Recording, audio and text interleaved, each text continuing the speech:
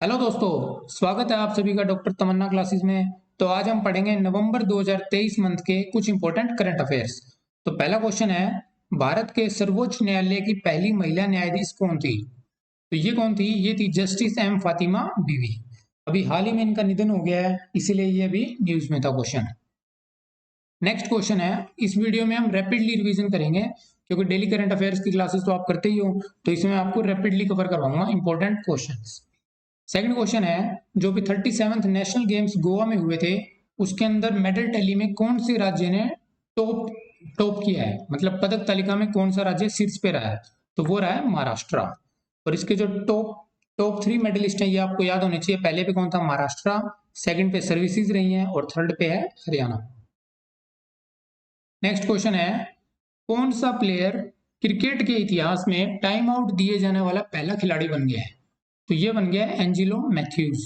ये श्रीलंका गए हैं और अभी आपने वर्ल्ड कप में देखा होगा जब श्रीलंका और बांग्लादेश का जो मैच चल रहा था तो उसमें ये इनको टाइम आउट किया गया। टाइम आउट का मतलब क्या होता है? अगर कोई कोई भी खिलाड़ी आउट हो जाता है तो उसे 2 मिनट के अंदर अंदर आना होता है नेक्स्ट, मतलब बॉल खेलने के लिए। तो इनका हेलमेट की वो स्ट्रिप वगैरह टूट गई थी तो इसलिए इनको टाइम आउट दिया गया, आपने देखा ही होगा। नेक्स्ट क्वेश्चन है, मित्र शक्ति 2023 ज्वाइंट मिलिट्री एक्सरसाइज किन दो देशों के बीच में हुई है? तो मित्र शक्ति एक्सरसाइज हुई है इंडिया और श्रीलंका के बीच। आगे बढ़ते हैं, भारत के नए सीआईसी यानी चीफ इंफॉर्मेशन कमिश्नर, जिनको हिंदी में बोलते हैं मुख्य सूचना आयुक्त, ये किन्हें नियुक्त किया गया है? तो ये नियुक्त किया गया है श्री हीरालाल समारिया जी को।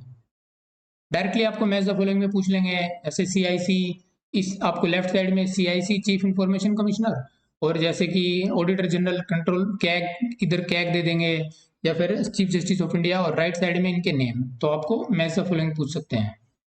नेक्स्ट क्वेश्चन है, कौन सा देश इंटरनेशनल सोलर अलायंस अंतरराष्ट्रीय सौर संगठन का लेटेस्ट मेंबर बन गया है? तो इंटरनेशनल सौर अलायंस का कौन बन गया लेटेस्ट मेंबर? ये बन गया चिले। ठीक है, और चिल्ले कौन सा मेंबर है? 95th मेंबर है, 95th। हेडक्वार्टर कहाँ पे है इंटरनेशनल सोलर अलायंस का? गुरुग्राम में। सेवंथ क्वेश्चन है, पीवीटीजी यानी particular vulnerable tribal group development mission, जो कि प्राइम मिनिस्टर ने स्टार्ट किया है, ये कौन से स्टेट से स्टार्ट किया है? तो ये स्टार्ट किया है झारखंड से। तो टोटल पीवीटीजी कितनी है? 75। इससे रिलेटेड एक और आगे मिशन आएगा, एक और स्कीम आएगी, वो मैं आपको अभी करवाऊंगा आगे।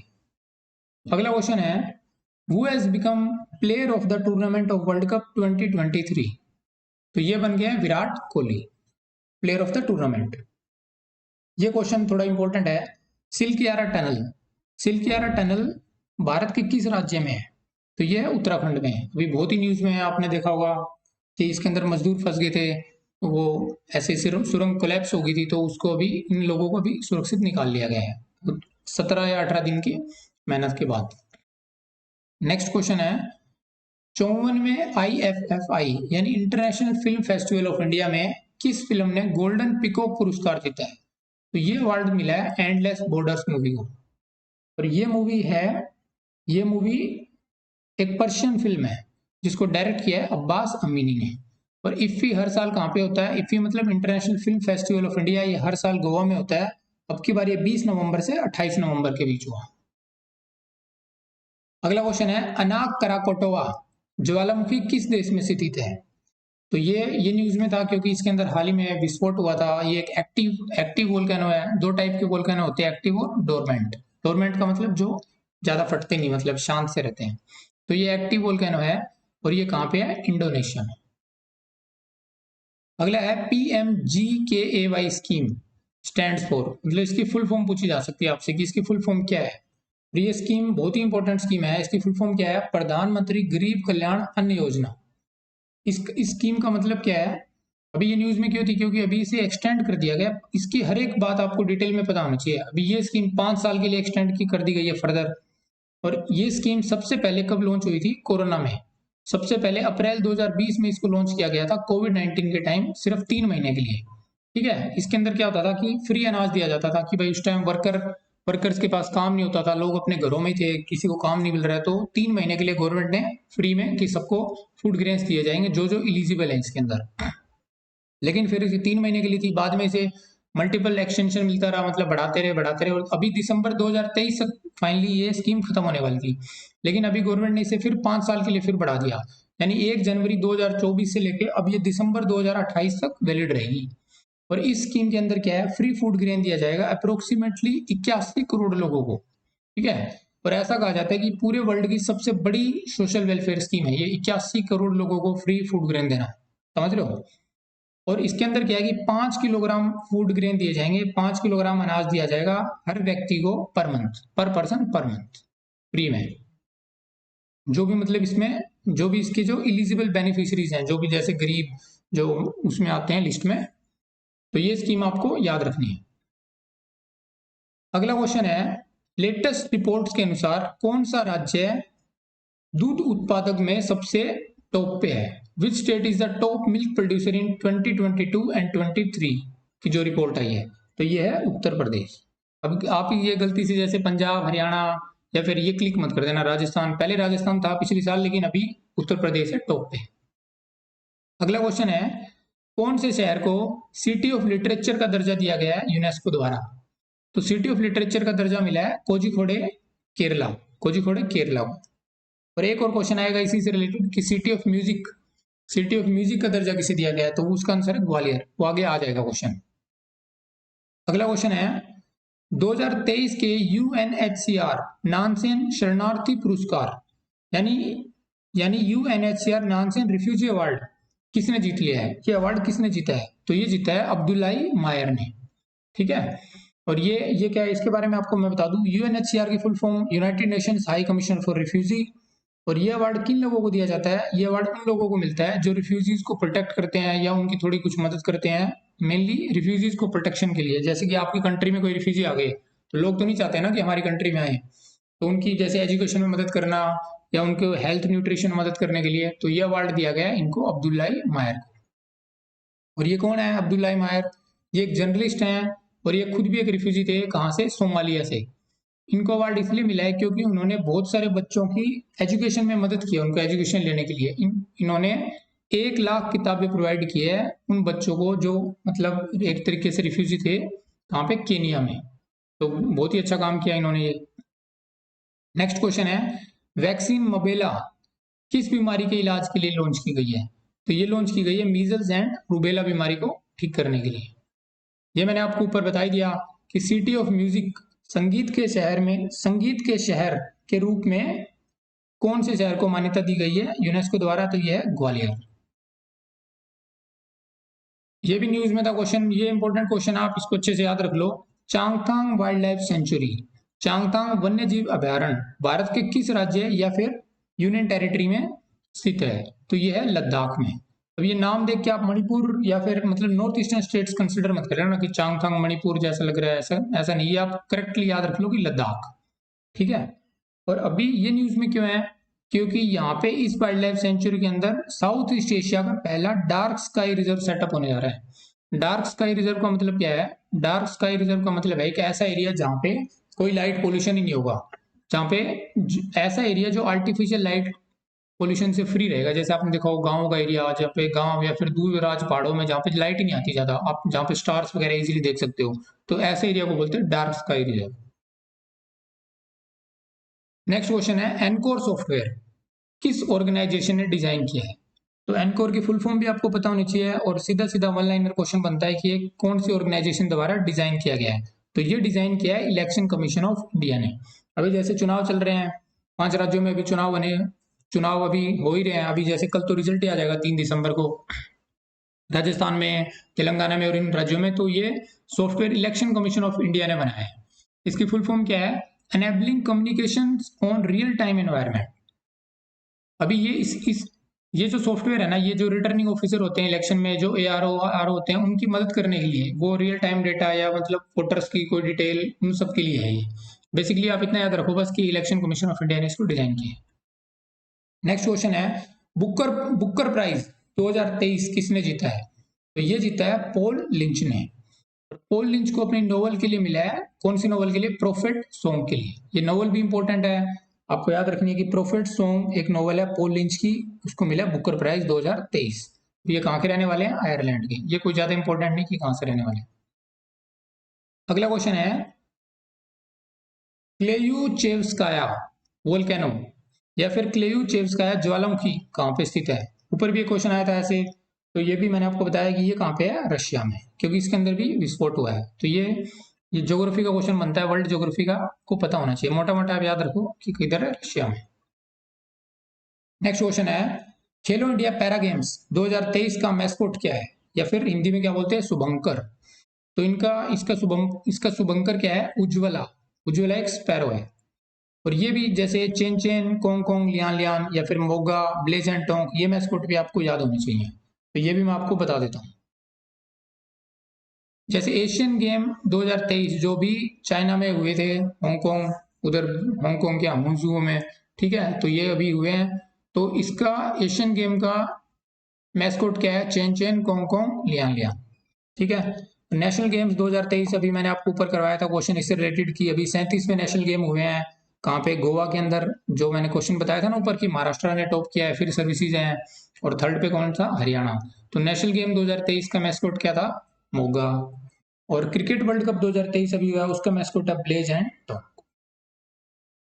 अगला क्वेश्चन है बोंगो सागर 23 जो एक्सरसाइज है, ये कौन सी कंट्रीज के बीच है। तो ये है इंडिया और बांग्लादेश। अब देखो बोंगो, ये नाम से थोड़ा लग रहा है ना, बोंगो मतलब बंगाली नेम बोंगो, तो ऐसे आप करके आप याद रख लो कि इंडिया और बांग्लादेश। ये क्वेश्चन बहुत इंपॉर्टेंट है भाई। ये क्या है, अभी आपको लगेगा कि हिस्ट्री का क्वेश्चन कहाँ से आ गया ये, लेकिन ये करंट अफेयर का ही क्वेश्चन है एक तरीके से, क्योंकि अभी ये न्यूज में था। ये क्वेश्चन है कि कौन से राजा ने अंकोर वाट का जो मंदिर था उसको बनवाया था, जो कि कंबोडिया में है। तो ये है सूर्यवर्मन द्वितीय, उन्होंने बनवाया था ये न्यूज में क्यों है, क्योंकि जो अंकोर वाट का जो टेम्पल कॉम्प्लेक्स है ना, उसको हाल ही में 8th wonder of the world घोषित कर दिया गया है। तो इसीलिए हिस्ट्री का क्वेश्चन होते हुए भी ये करंट अफेयर से लिंक करके पूछा जा सकता है। और अंकोर वाट का जो टेम्पल कॉम्प्लेक्स है ना, इसके बारे में आपको कुछ बातें पता होनी चाहिए कि ये लार्जेस्ट रिलीजियस मोन्यूमेंट है पूरे वर्ल्ड का। इसको कब बनवाया गया था, 12वीं शताब्दी में। और ये टेम्पल स्टार्टिंग में भगवान विष्णु जी को समर्पित था, मतलब उनका था ये मंदिर, उनको मतलब जो मेन, जो उसके अंदर डायटी, जो मेन भगवान थे, भगवान विष्णु जी। लेकिन अभी जैसे जैसे टाइम बीतता गया, ये मंदिर ट्रांसफॉर्म हो गया एक बुद्धिस्ट टेम्पल में। तो आपको इतना पता होना चाहिए, ये भी पता होना चाहिए कि अंकोर वाट टेम्पल किधर है, कंबोडिया में, और कौन से राजा ने बनवाया था, सूर्यवर्मन द्वितीय ने। अगला क्वेश्चन है पीएम किसान भाई योजना का मुख्य उद्देश्य क्या है। दो तीन मैंने इसमें आपको बस खाली स्कीम करवाई है, एक स्कीम और आएगी आगे, ये बहुत इंपॉर्टेंट स्कीम है इसलिए मैंने कवर किया है, क्योंकि स्कीम तो बहुत है लेकिन मोस्ट इंपॉर्टेंट ये है। अभी इस स्कीम का उद्देश्य क्या है, पीएम किसान भाई स्कीम, इसका मेन उद्देश्य है to break the traders monopoly on determining crop prices. मतलब क्या हुआ कि जैसे किसान कोई फसल उगाते थे, ठीक है, तो उनको क्या होता था कि उनको बेचनी पड़ती थी, भाई जैसे ही फसल आ गई घर पे, कटाई होगी फसल की, तो उसे बेच दो। तो जिनको ये बेचते थे, जो ट्रेडर्स होते थे, वो मुंह मांगा दाम लेते थे कि भाई हम तो इतने में लेंगे, तो किसानों को बेचनी पड़ती थी। तो अभी गवर्नमेंट ने कहा कि अभी आप एकदम फसल की कटाई होती है मत बेचो, इसे आप स्टोर करके रख लो 3 महीने के लिए, ठीक है। तो 3 महीने आप स्टोर करोगे तो गवर्नमेंट 3 महीने की सब्सिडी देगी वो स्टोर करने के लिए। तो बाद में जैसे आपको अच्छा प्राइस मिलेगा तो आप अपने अच्छे प्राइस पे बेच दो। तीन मतलब मेनली ये स्टोरेज से रिलेटेड है कि किसान इसमें 3 महीने तक फसल को स्टोर करके रख सकते हैं। और फिर अपने, ये मैंने यहाँ लिखा भी है कि इस स्कीम के अंदर farmers are allowed to store the crops for at least 3 months harvesting के बाद, और ना कि सीधा डायरेक्टली सेल कर दो। तो इससे क्या होगा कि फार्मर वेट करेंगे तो उनको फिर अच्छा प्राइस मिल जाएगा, और फिर वो मतलब क्रॉप को अपने हिसाब से बेच सकेंगे, ना कि ट्रेडर्स के हिसाब से। तो मतलब क्या हुआ कि जो ट्रेडर्स थे ना, उनकी मोनोपोली को तोड़ना है। मोनोपोली सबको पता ही है, मोनोपोली जैसे कि बस कि अपनी अपनी चलेगी और कोई कंपटीटर है ही नहीं। तो ये इसका मेन एम है किसान भाई स्कीम का। नेक्स्ट क्वेश्चन है वर्ल्ड डायबिटीज डे कब बनाया जाता है। तो ये हर साल ऑब्जर्व होता है 14 नवंबर को। और बहुत सारे पूरे वर्ल्ड में बहुत सारे लोग डायबिटीज की प्रॉब्लम से परेशान है, इसलिए हर साल ये बनाया जाता है अवेयर करने के लिए। तो आप ये ट्रिक से याद रख सकते हो कि 14 नवंबर को चिल्ड्रंस डे भी होता है। तो चिल्ड्रंस आर स्वीट, ये इसकी ट्रिक है कि बच्चे स्वीट होते हैं, स्वीट से क्या हो जाती है, डायबिटीज। और इस साल का थीम क्या था, एक्सेस टू डायबिटीज केयर, ये इस साल का थीम है, ये भी आपको पता होना चाहिए। सत्यजीत रे लाइफ टाइम अचीवमेंट अवार्ड 2023 किसने जीता है। ये जीता है माइकल डगलस ने। ये अवार्ड भी, जो अभी मैंने आपको ऊपर एक क्वेश्चन करवाया था ना, IFFI international film festival of India जो गोवा में हुआ था उसी के अंदर दिया गया है ये अवार्ड भी माइकल डगलस को। एक्सरसाइज वज्र प्रहार किन दो देशों के बीच है? ये वज्र प्रहार इंडिया और यूएसए के बीच है। हर सालाना एक्सरसाइज है ये। ऊपर जैसे मित्र शक्ति करवाई थी मैंने इंडिया और श्रीलंका के बीच, तो ऐसे रिलेट करके आप याद रखो कि मित्र शक्ति इंडिया श्रीलंका के बीच थी, वज्र प्रहार इंडिया यूएसए के बीच है। अगला क्वेश्चन है Pusa 2090 is a variety of which grain? ये कौन से अनाज की एक किस्म है? क्या ये व्हीट की वैरायटी है, राइस की, मेज की या कॉटन की? तो ये एक वैरायटी है राइस की, चावल की। और ये जो वैरायटी है ना पूसा 2090, ये जो पहले जो वैरायटी चलती थी पूसा 44 उसको रिप्लेस कर देगी। क्यों? क्योंकि जो ये पूसा 44 थी ना ये स्टबल बर्निंग प्रॉब्लम क्रिएट करती थी। जैसे आपने देखा होगा पराली की प्रॉब्लम कितनी चलती है हरियाणा, पंजाब, दिल्ली वाले उस एरिया में, तो की पराली चल जाती है।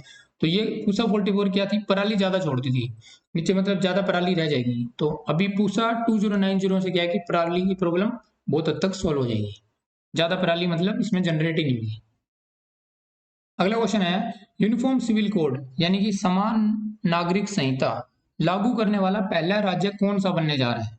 तो ये बनने जा रहा है उत्तराखंड। ठीक है, अब इससे जैसे आपको गोवा से कंफ्यूज नहीं करना है कि गोवा में भी ऐसे बोलते हैं कि यूनिफॉर्म सिविल कोड है, तो वो जो पहले का जो कोड चलता आ रहा है ना, जो पुर्तगीज कोड, वो है वहां पे। ठीक है, तो ये क्वेश्चन को आपको उससे कंफ्यूज नहीं करना है। यूनिफॉर्म सिविल कोड अभी जो इंप्लीमेंट करने जा रहा है ये कौन है? उत्तराखंड। और इसका आर्टिकल भी आपको पता होना चाहिए, आर्टिकल 44 संविधान का जो आर्टिकल 44 है वो बात करते हैं यूनिफॉर्म सिविल कोड के बारे में। चलिए आप बताइए कि आर्टिकल 40 किससे रिलेटेड है संविधान का, कमेंट्स बॉक्स में। नेक्स्ट क्वेश्चन है भारत के प्रथम अंतरराष्ट्रीय क्रूज लाइनर का नाम क्या है? तो इसका नाम है कोस्टा सेरेना। अभी गवर्नमेंट टूरिज्म पे बहुत ही फोकस कर रही है। आपने देखा होगा कि क्रूज, अभी जैसे लाइट फेस्टिवल हुआ था 1-2 महीने पहले, ठीक है, लाइट फेस्टिवल हुआ था, लाइट हाउस फेस्टिवल की लाइट हाउस को हम अच्छे से बनाएंगे। और अभी क्रूज पे भी बहुत फोकस है गवर्नमेंट का टूरिज्म पे। कोकराझार गेलेफू रेलवे लिंक किन दो देशों के बीच है? कोकराझार गेलेफू रेलवे लिंक है इंडिया और भूटान के बीच। इसमें से कोकराझार कहां पे आता है? इंडिया में, असम में, और गेलेफू किधर है? भूटान में। नेक्स्ट क्वेश्चन है 9th India international science festival 2023 कहां पे आयोजित होने जा रहा है? तो ये होने जा रहा है हरियाणा में, और हरियाणा में भी कहां पे? फरीदाबाद में। क्वेश्चन नंबर 34 मिस यूनिवर्स 2023 कौन बनी है? तो ये बनी है शेनिस पेलाशियोस, और ये कहां की रहने वाली है? निकारागुआ की। 30 अगला क्वेश्चन है बंगाल की खाड़ी में बने मिथिला चक्रवात का नाम किस देश द्वारा रखा गया?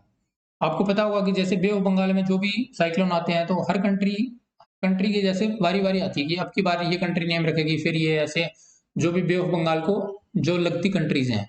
तो ये मिथिला नाम कौन सी कंट्री ने दिया है? ये नाम दिया है मालदीव्स ने।